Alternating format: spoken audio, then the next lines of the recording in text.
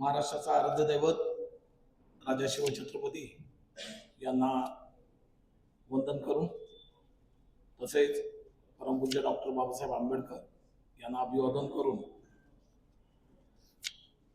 साक्षात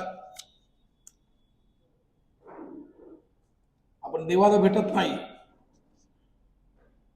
पण आपण देवदूतांना आपण अवतीभोवती भेटत असतो रोज आपल्या रोजच्या जीवनक्रमात. आणि त्यावेळी मला असं वाटतं की माझ्या भाषेसाठी, माझ्या अस्मितेसाठी भांडणारा, पोटतिडकीने बोलणारे मराठी दूतच म्हणेन मी, ऍक्च्युअल मराठी दूतच आहेत. कारण ज्यावेळी मी त्यांची भाषणं बघतो, ऐकतो, त्यांना वाचतो, असे आदरणीय डॉक्टर दीपक पवार यांना मी मनापासून यांचे आभार व्यक्त करेन की जेणेकरून त्यांनी माझ्या ह्या छोट्या मोठ्या जे काही माझ्याकडून कार्य होत आहे त्याची दखल घेतली. त्याचप्रमाणे या समारोपाचे अध्यक्ष प्रदीपसाहेब लोखंडे आणि व्यासपीठावर बसलेले सगळे मान्यवर यांना नमस्कार करून व्यासपीठासमोर बसलेले मराठी श्रोते म्हणण्यापेक्षा मराठी भावी उद्योजक असं आपण म्हणूया, कारण मला आज बोलवलंय व्यापार आणि मराठी समाज.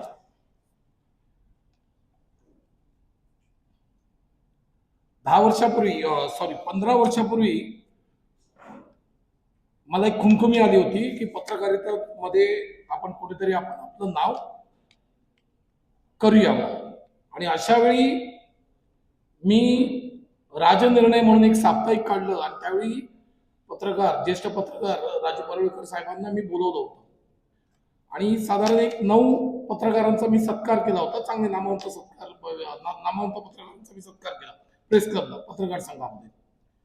त्यावेळी परुळेकर साहेबांनी अध्यक्षस्थानी असताना त्यांनी एक मला चांगली खोपरखळी दिली की तू एखाद्या विषयावर काम कर, हे असे निर्णय आणि हे असे ज्या काही गोष्टी असतात ह्या रोजच होत असतात, तू एखाद्या विषयावर काम कर.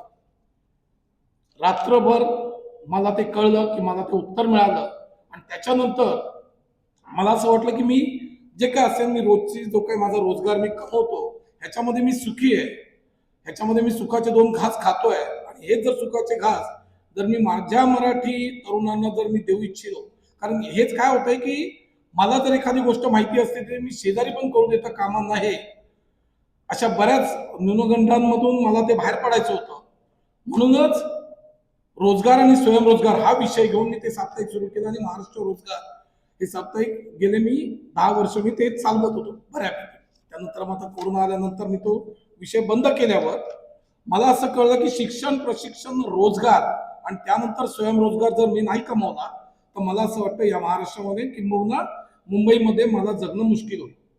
आणि अशा करता गेले 10 वर्षापासून मुंबई व्यापारी असोसिएशनची मी स्थापना केली. परंतु पवार साहेब, मी आज तुम्हाला सांगतोय की आता जो काळ असा आलाय की मुंबई व्यापारी असोसिएशन न करता मी आजच सकाळी सीएशी बोललो की मुंबई मराठी व्यापारी असोसिएशन होईल तर ते बरं होईल. म्हणून मी तो शब्द कसा टाकता येतो मला आता मी ते सीएम बरोबर बोलतोय. आणि मुंबई मराठी व्यापारी असोसिएशन करून त्याचं पुढे त्याची घोडदौड कशी होईल यासाठी महाराष्ट्र शासनाबरोबर माझी रोज भांडणं होत असतात. जिथून भांडवल पाहिजे असतं तिथे सगळ्या बँकांबरोबर माझी दादागिरी चालते. मी दादागिरी करतो, या भाषेत जरा कदाचित तो खोचक शब्द वाटेल, पण काही वेळा काही लोकांना त्याच पद्धतीने त्याच भाषेमध्ये जर उत्तर दिलं, मराठीमध्ये वेगळे शब्द आहेत, वेगवेगळ्या भाषा आहेत आणि काही वेळा सौम्य भाषा लागते, कधी कधी तीव्र लागते, कधी झाळ व्हावं लागतं, कधी मवाळ व्हावं लागतं. त्यामुळे प्रत्येक ठिकाणी सरकारी कामाला जसं म्हणतात 6 महिने थांब, पण आपण ते 6 तासात 6 दिवसात 60 दिवसात ते कसं काम होईल ह्याच्यावर माझा जोर असतो.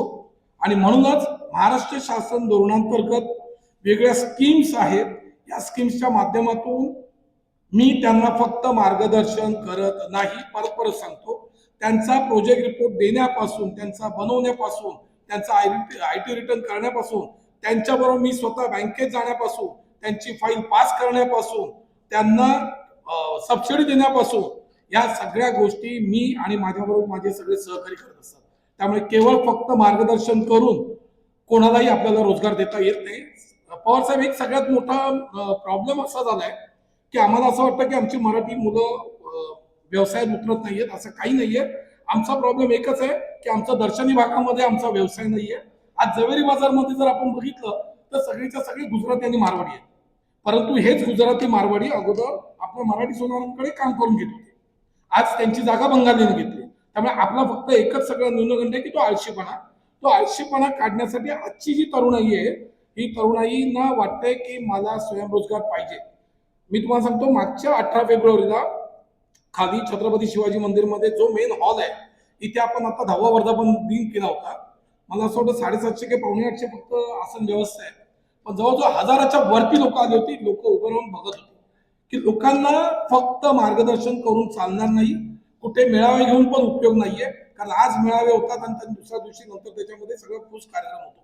दुसऱ्या दिवशी त्याच्या बरोबर त्याला असलेला जो त्याच्या कल्पनेतील व्यवसाय, त्याला लागणारं भांडवल, त्याला लागणारी जी काही महाराष्ट्र शासन सबसिडी देते, सगळ्यात मोठा सगळ्यात पवार साहेब, जसं तर मगाशी यादवराव साहेब आणि पवार साहेब आम्ही खाली सगळे बसलो होतो, साहेबांनी एक चांगलं सांगितलं की वेगळ्या संस्थांनी जर एकत्र येऊन जर आपण काम केलं, परंतु शासनाकडे आता जोरदार आवाज, आणि मला असं वाटतं म्हणजे माझी तेवढी कुवत नाही, माझी तेवढी ऐपत नाही, परंतु एक कोणतरी मोठा वक्ता लागतो आणि एकच वक्ता मला असं वाटतं महाराष्ट्र शासनाला जागा करू शकेल. आणि दीपक पवार साहेबांसारखा मला असं वाटतं श्रेष्ठ व्यक्ती माझ्या नजरेत तरी अजूनपर्यंत कोण नाही. म्हणून मी आज तुम्हाला वचन देतो की रोजगार आणि स्वयंरोजगाराच्या माध्यमातून जिथे जिथे मला माझ्यासारख्या माणसाकडून काही मदत लागली असेल, कुठे काही करायचं असेल तर मी करू शकतो. एक मोठी जाता एक मोठी गोष्ट सांगतो की अवनी लघुउद्योग फिरते विक्री केंद्र, मला असं वाटतं तुम्ही अवनी पुढव्यान बऱ्याच ठिकाणी बघितले असेल. मी त्याचा संस्थापक. सगळेच्या सगळे मराठी तरुणच आहेत. बरेच प्रॉब्लेम्स क्रिएट होतात. बीएमसीचे प्रॉब्लेम्स येतात, पोलीस स्टेशनचे प्रॉब्लेम येतात, स्थानिक लोकांचे प्रॉब्लेम येतात, परंतु मी खिशात 4 पद्धतीची 4 कार्ड ठेवलेली आहेत. एक पत्रकारितेचं कार्ड, एक पक्षामध्ये मी एका मोठ्या पक्षामध्ये मी आहे, जो रस्त्यावरचा पक्ष म्हणेन, त्याला मी नाव घ्यायला मी कुठे घाबरणार पण नाही. महाराष्ट्र नवनिर्माण सेनेमध्ये मी रोजगार आणि स्वयंरोजगार मध्ये सरचिटणीस आहे. आणि माननीय राजसाहेबांनी मला सांगून ठेवलेलं आहे की कुठेही आपले बोर्ड दिसता कामा नये, त्यांना रोजगार देणं महत्वाचं आहे. आपले बोर्ड लावून कुठे कोणाला रोजगार देता येत नाही. त्यामुळे मी त्या पद्धतीने अवनी लघुउद्योग फिरते विक्री केंद्र जिथे आहेत. आज तुमच्या माहितीसाठी सांगतो, खरं तर ती समाधानकारक गोष्ट नाहीये. फक्त 550 गाड्या झाल्या, पण माझी अशी इच्छा आहे की पवार साहेब, तुमच्या आशीर्वादाने, या सगळ्या संघटनेच्या आशीर्वादाने येणाऱ्या काळात प्रत्येक मराठी माणसाकडे अधिकृत फेरीवाला कसं व्हायचं असेल त्याचं महाराष्ट्र शासनाने मागच्या दरवाजाने उत्तर दिलेली आहे. फक्त प्रॉब्लेम हाच होतोय की आम्हाला फक्त लाडकी बहीण योजना माहिती आहे, मुख्यमंत्री लाडकी बहीण योजना, परंतु मुख्यमंत्री रोजगार निर्मिती कार्यक्रम ही योजना फार मोठी योजना आहे, जिथे वर्षभर फंड्स ठेवलेले आहेत. जरी मध्यंतरी हायकोर्टाने सांगितलं होतं की तुमच्याकडे पैसे नसतील तर तुम्ही लाडकी बहीण योजना बंद करा, परंतु उद्योग मंत्र्यांनी एक चांगलं काम केलंय की इथे हवे तेवढे फंड्स आहेत. त्यामुळे 25% सबसिडीच्या माध्यमातून तुम्ही तुमच्या कल्पनेतील कुठलाही व्यवसाय करू शकता. यासाठी मुंबई व्यापारी असोसिएशन मध्ये आता येणाऱ्या 7 दिवसात पुढच्या शनिवारी मुंबई मराठी पत्रकार संघात असाच एक आपण कार्यक्रम घेतलाय. तिथे आरंभ भांडवल उद्योजक योजना ही एक योजना आहे, ज्याच्यामध्ये तुम्ही कुठलाही व्यवसाय करण्यासाठी तुम्हाला जे भांडवल लागतंय, तुमचा प्रोजेक्ट रिपोर्ट देण्यापासून सगळ्या गोष्टी. त्यानंतर अंबर पर्यटन उद्योजक योजना, त्याच्यामध्ये एमटीडीसी पासून वगैरे सगळ्या शासनाने पुढाकार घेतलाय. फक्त ती बातमी तुमच्याकडे येत नाही. आमचा प्रॉब्लेम एकच होतोय की आम्ही मंत्रालयात जातो, मंत्रालयाच्या समोर नवीन प्रशासन जी बिल्डिंग आहे त्या बिल्डिंग मध्ये प्रत्येक मजल्यावर जरी गेला तरी तिकडे जीआरचा अभ्यास केला तर त्या जीआर मध्ये फक्त अरे हे ताट माझ्यासाठी वाढून ठेवलंय एवढं सांगून मी सांगतो की फार फार आणि फार महाराष्ट्र शासनाने आपल्यासाठी करून ठेवलंय. फक्त त्यांचा प्रॉब्लेम असा आहे किंवा त्यांच्या शासनाच्या अधिकारीचा प्रॉब्लेम आहे की ते आपल्यापर्यंत ते ताट वाढून देत नाहीयेत. त्यामुळे आपल्याला आपला हक्क हा, आपलं ताट जर समजा हे वाढून घ्यायचं असेल तर आपल्याला त्यांच्याकडे जाब विचारण्याशिवाय पर्याय नाही. जय हिंद, जय महाराष्ट्र.